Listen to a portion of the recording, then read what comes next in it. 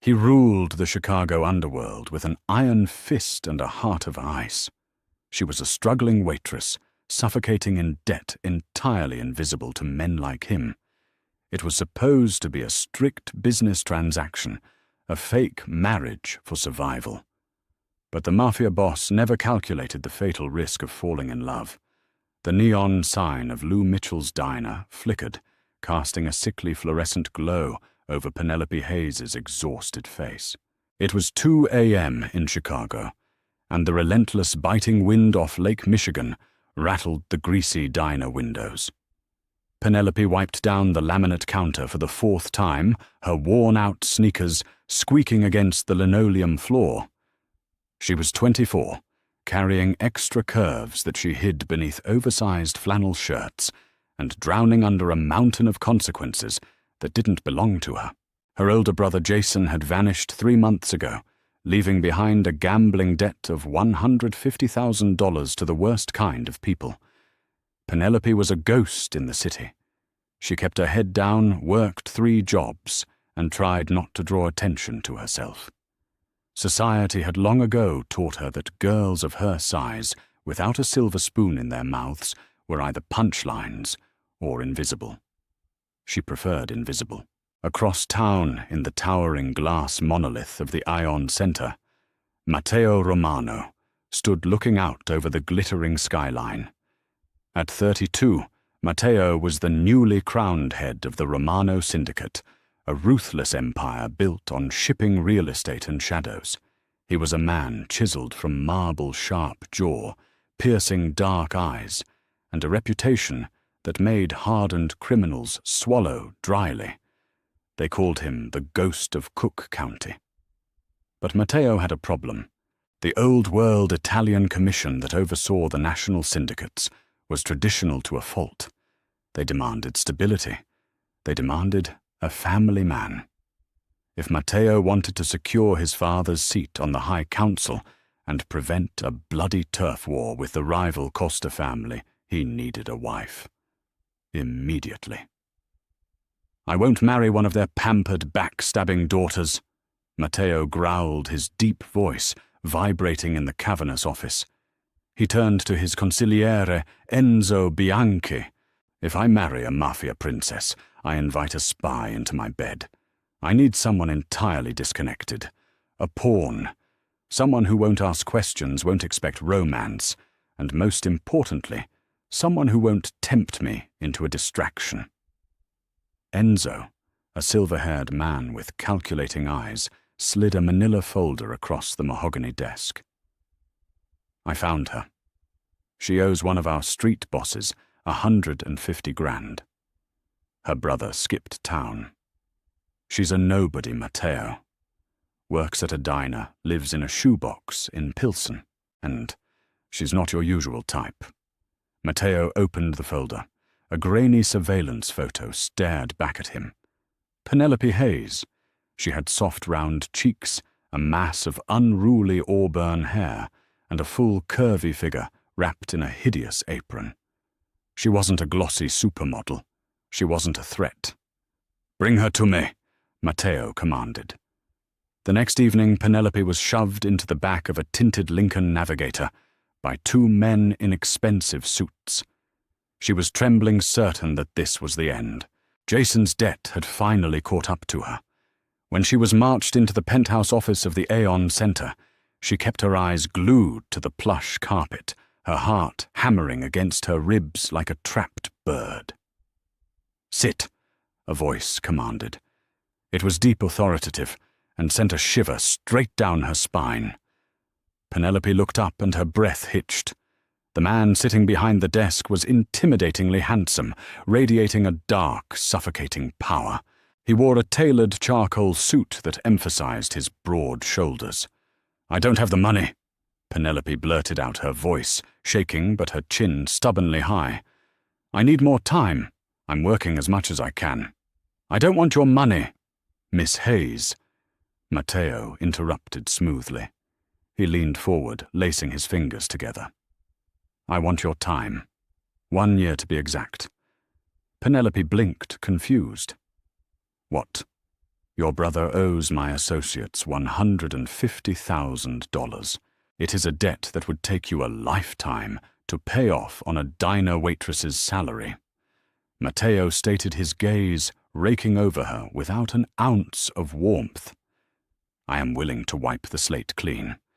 In addition, I will deposit $2 million into an offshore account in your name at the end of 12 months. In exchange, you will sign a contract. A contract for what? She asked, her knuckles turning white as she gripped the armrests of her chair. Marriage, Matteo said flatly. You will be my wife. You will move into my home, attend public events by my side, and play the role of a devoted spouse. There will be no physical intimacy. There will be no romance. You will have your own wing of the house. You are doing this for the money. I am doing this for optics. Do we have an understanding? Penelope's mind spun. A fake marriage to a Mafia boss, it was suicide, but the thought of never looking over her shoulder again, of never scrubbing diner counters until her hands bled of $2 million. It was an impossible temptation. She looked at him, searching his cold eyes. Why me? You could have any woman in Chicago. Why a chubby broke waitress? Matteo's expression remained entirely impassive. Because you are a business transaction, Miss Hayes. You are practical. You are exactly the kind of woman who will easily fade into the background when this is over. I need a wife who will not fall in love with me. The words stung, hitting the deepest bruise of her insecurities, but Penelope swallowed the pain. She squared her shoulders. Fine. But I want it in writing, that Jason's debt is clear the second I sign. And I want access to my own money for clothes. I won't be your charity case. Matteo's eyebrow twitched upward, a microscopic flash of amusement breaking through his icy facade. She had courage. He slid a thick, leather-bound contract across the desk.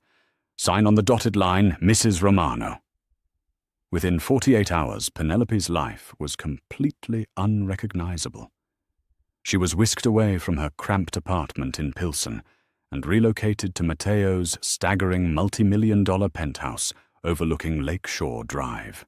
Her new wing was larger than any building she had ever lived in, complete with floor-to-ceiling windows, a marble bathroom, and a walk-in closet the size of a boutique.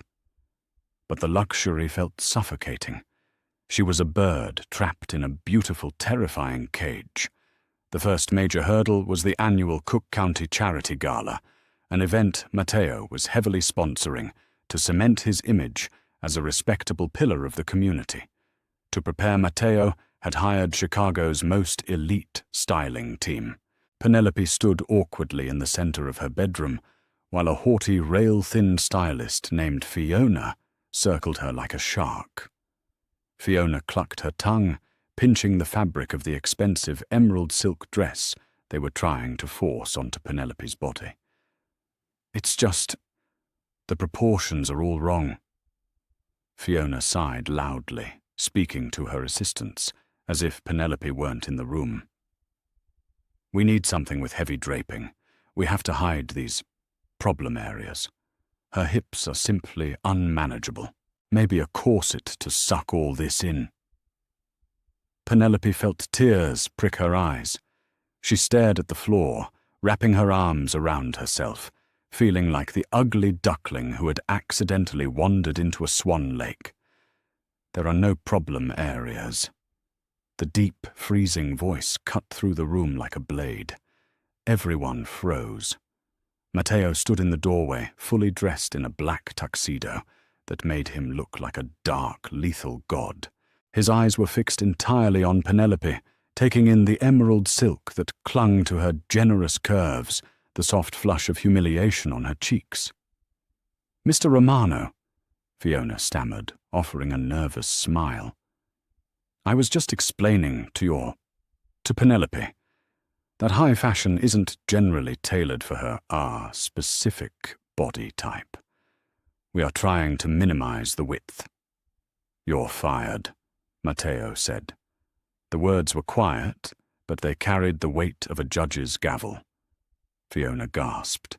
Sir, get out of my house before I have my men throw you off the balcony. Matteo warned, his eyes never leaving Penelope. The styling team scrambled, grabbing their kits and fleeing the room in a panicked rush. When they were alone, the silence stretched heavy and thick. Penelope wiped a stray tear from her cheek, mortified that he had witnessed her humiliation. She was right, you know, Penelope whispered. I don't fit in your world. I'm just me. Matteo walked slowly toward her.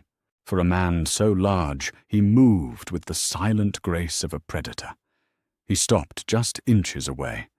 He reached out his large, calloused fingers, gently lifting her chin so she was forced to look into his dark eyes. My world is full of plastic women, with plastic smiles and hollow chests. Matteo said, his voice dropping an octave, a strange roughness creeping into his tone. His gaze dropped to her mouth, then back to her eyes. You are real, Penelope. Every inch of you. Don't ever let anyone in my city tell you otherwise. The dress is perfect. For the first time since they met, Penelope felt a jolt of real electricity zap through her veins. The way he looked at her wasn't cold. It was burning. The Palmer House Hilton was a sea of glittering diamonds, champagne flutes and deadly secrets. When Matteo walked into the grand ballroom with Penelope on his arm, the room fell dead silent. Whispers immediately broke out. The elite of Chicago's underworld and high society stared openly at the Mafia boss and his completely unexpected bride. Penelope held her breath, shrinking back, but Matteo wrapped a heavy, possessive arm around her waist, anchoring her to his side. His warmth seeped through the emerald silk. Throughout the night, Matteo played the role of the devoted husband flawlessly. Too flawlessly. When his bitter rival Dominic Costa approached them with a slick, snake-like smile, the tension spiked. Romanov core. Costa purred his eyes, raking over Penelope with cruel amusement. I must admit, your sudden marriage caught us all off guard. And such an abundant bride. I suppose you always did have an appetite. Penelope flinched at the thinly veiled insult about her size. But before she could even process it, Matteo stepped smoothly between her and Costa. Careful, Dominic, Matteo said softly. The threat in his voice was so lethal, the air around them seemed to drop 10 degrees. Speak about my wife like that again, and I won't wait for a council meeting to separate your head from your shoulders. Walk away. Costa paled, raising his hands in mock surrender, and quickly disappeared into the crowd. Matteo turned to Penelope, his jaw tight. Dance with me. He pulled her onto the marble dance floor. As the orchestra played a slow, sweeping waltz, Matteo pulled her flush against his solid chest. Penelope gasped softly at the contact. This wasn't in the contract.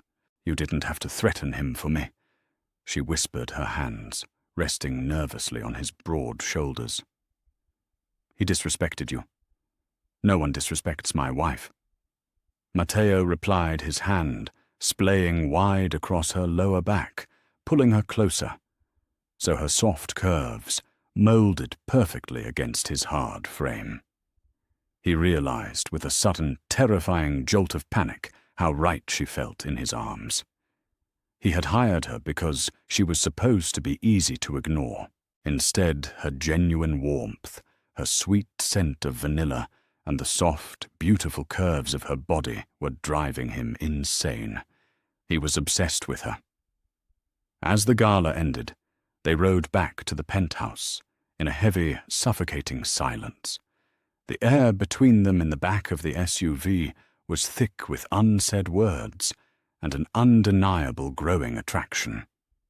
When they stepped out of the private elevator into the dark penthouse, Penelope kicked off her heels with a sigh of relief.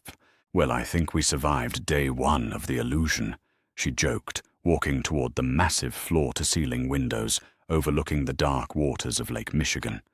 "Penelope, wait." Matteo started realizing she was perfectly silhouetted against the glass. A sharp, deafening crack split the air. The reinforced glass shattered inward, raining down like deadly diamonds. Time slowed. Matteo didn't think. He reacted. He lunged across the room, tackling Penelope to the hardwood floor, just as a second sniper bullet tore through the space where she had been standing seconds before. He covered her entirely with his massive body, shielding her from the glass and the gunfire. Penelope screamed, clutching his jacket in sheer terror. "Stay down!" Matteo roared, pulling his firearm from his shoulder holster as his security team burst through the heavy oak doors. As the chaos erupted around them, Matteo looked down at the trembling, terrified woman beneath him. He felt her frantic heartbeat against his chest. In that split second of terror, the truth slammed into Matteo Romano with the force of a freight train. He hadn't thrown himself over her just to protect his contract. He had done it because the thought of a world without Penelope Hayes in it made him want to burn Chicago to the ground. The fake marriage was over. The real war had just begun. The ringing in Penelope's ears was a high, continuous shriek, completely drowning out the chaotic shouts of the security team, flooding the luxurious penthouse. Gunpowder smoke choked the chilled night air, mixing with the metallic tang of blood and the sharp scent of shattered crystal. Matteo Romano remained heavily pressed over her trembling body, his broad shoulders acting as an impenetrable human shield against the horrific violence that had just invaded their sanctuary.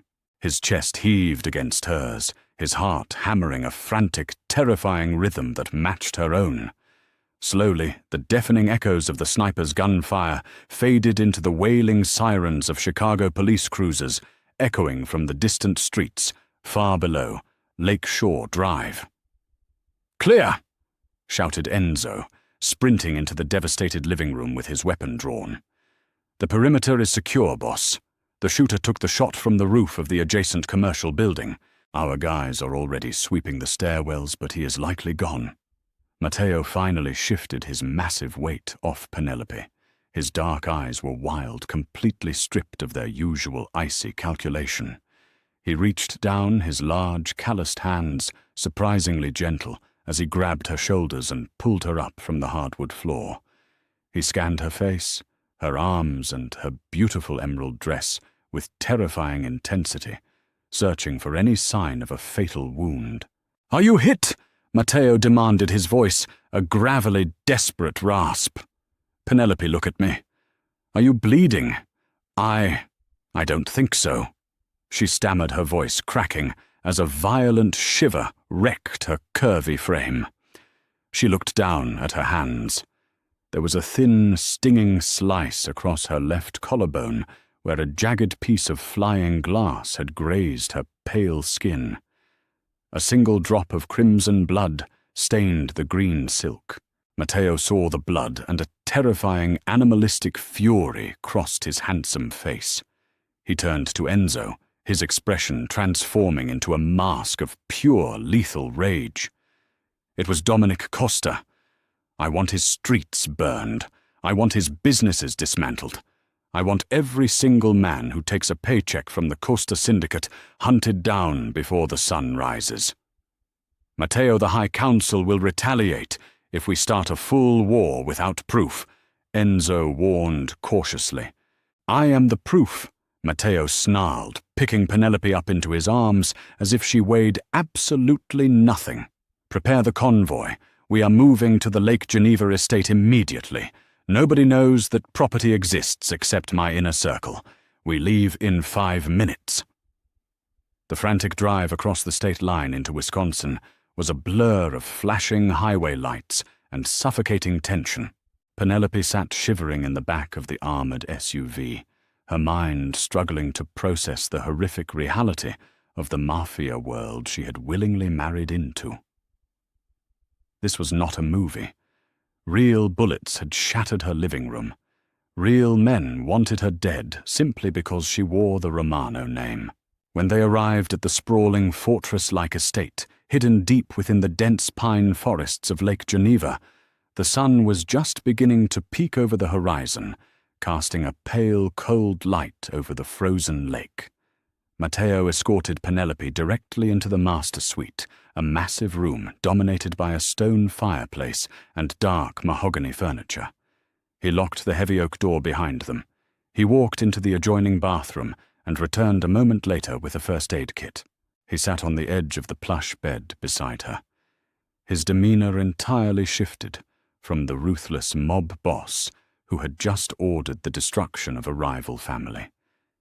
Here in the quiet solitude of the bedroom, he was inexplicably tender. "Let me," he whispered, opening the antiseptic wipes. Penelope remained utterly still as Matteo gently dabbed the small cut on her collarbone. The sting of the alcohol was nothing compared to the electric jolt of his rough fingers brushing against her bare skin. She looked up at him, studying the harsh, beautiful lines of his face, the dark stubble on his jaw, and the sheer exhaustion swimming in his dark eyes. "You saved my life," she whispered, the reality of the night finally crashing down on her. Tears welled in her eyes, spilling over her soft, round cheeks. "You didn't have to do that. I am just a contract, Matteo. I am just a business deal. You could have let the bullet hit me and found another fake wife tomorrow." Matteo stopped wiping the wound. He tossed the blood-stained cloth onto the bedside table and framed her face with both of his large hands. His thumbs gently wiped away her hot tears. "Do not ever say that again," Matteo commanded, his voice vibrating with a raw, desperate emotion that completely shattered his cold facade. "You are not a contract, Penelope. You are not a transaction." I watched that glass shatter, and in that split second I realized that my empire, my money, and my power mean absolutely nothing if you are not in this world. I hired you because I thought you would be easy to ignore. I was a fool. Penelope's breath hitched. She stared into his dark, burning eyes, her heart pounding a frantic rhythm against her ribs. "Matteo, I am in love with you." He confessed the words tearing from his throat like a desperate prayer. "I love your warmth, your courage, and every single beautiful curve of your body. The contract is void. From this moment forward, you are my real wife in every sense of the word, and I will burn the entire world to ash before I let anyone touch you." He leaned in, capturing her lips in a fierce, devastating kiss. It was a kiss born of adrenaline fear and profound, undeniable love. Penelope melted into his arms, finally allowing herself to surrender to the dangerous, intoxicating Mafia boss who had stolen her heart.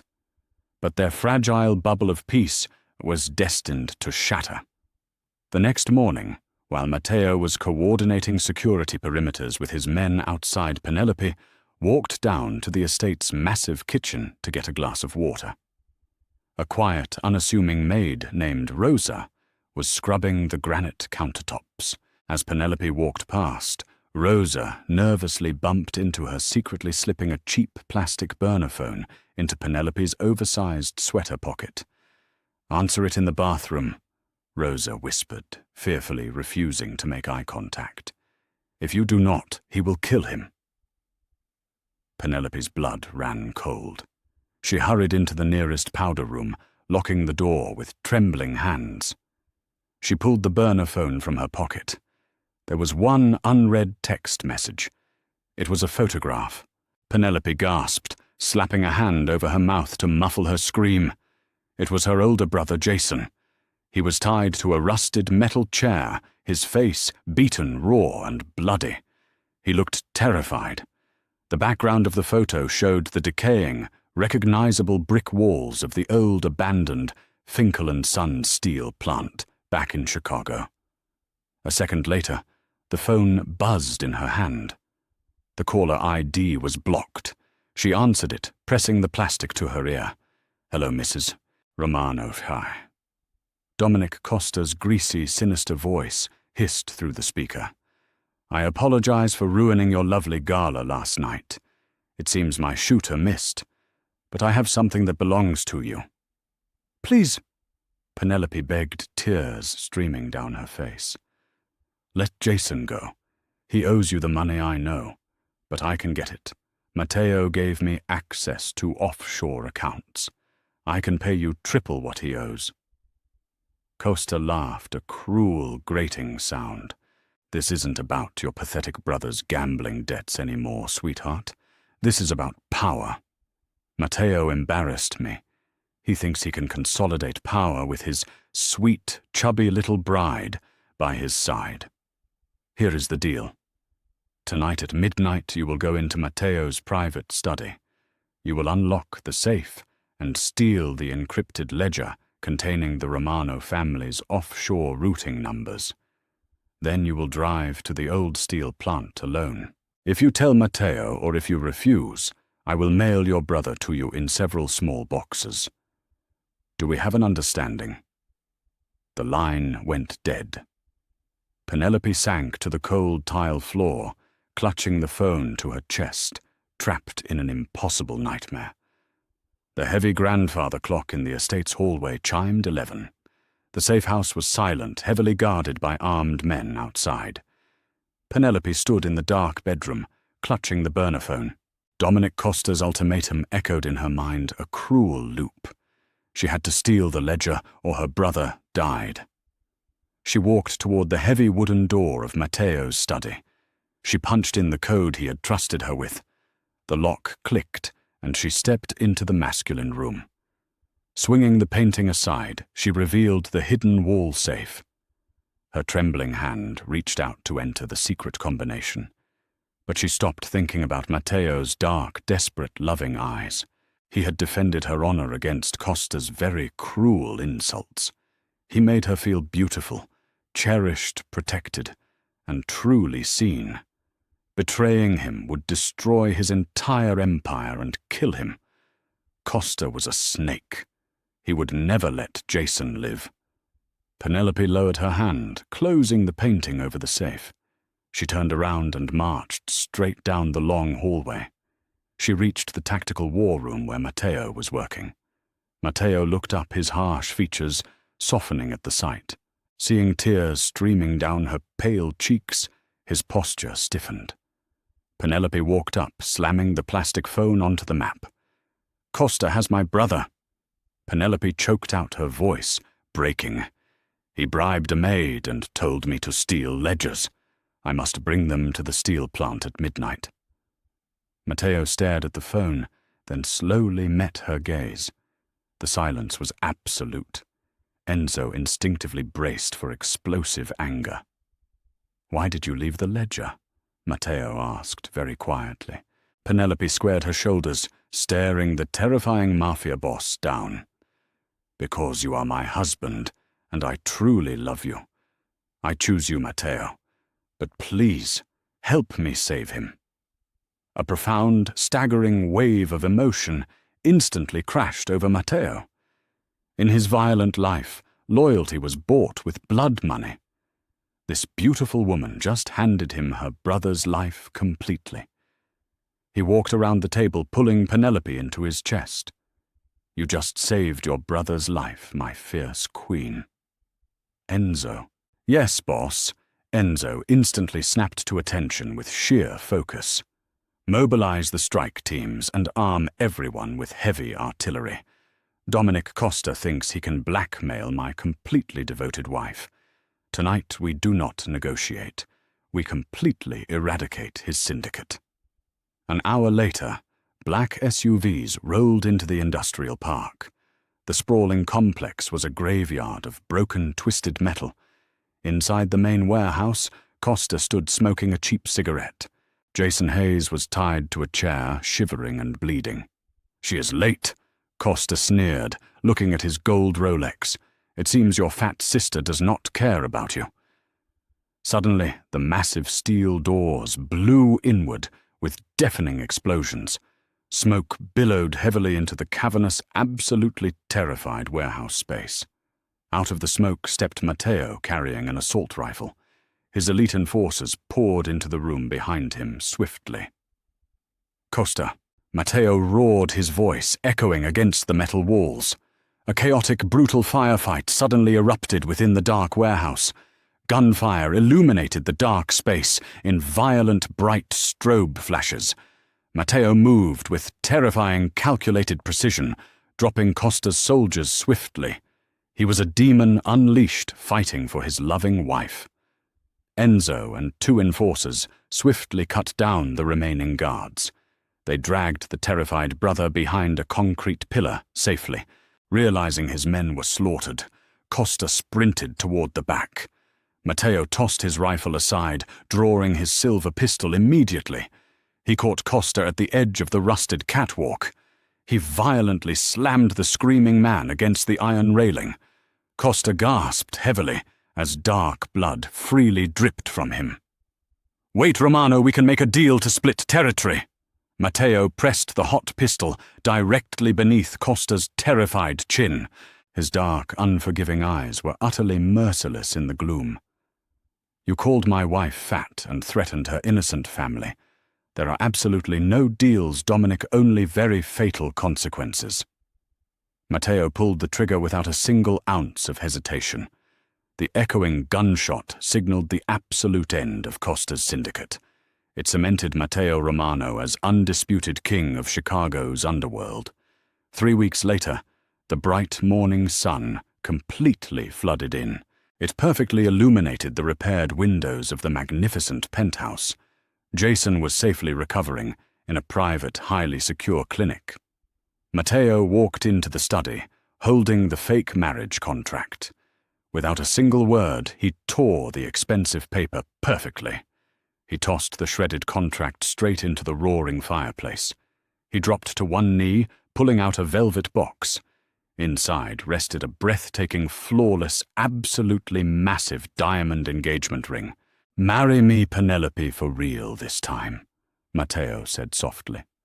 Penelope looked at the man who had surrendered his heart. Tears of absolute, overwhelming joy rapidly spilled down her cheeks. Did Penelope's fierce loyalty and Matteo's dark devotion keep you on the edge of your seat? True love can blossom in the most dangerous shadows, proving that everyone deserves to be seen, cherished, and fiercely protected. If you enjoyed this thrilling Mafia romance and want more exciting stories of unexpected love and crazy twists, please hit that like button right now. We need your support. Share this video with all your friends, and never forget to subscribe to our channel for more epic tales.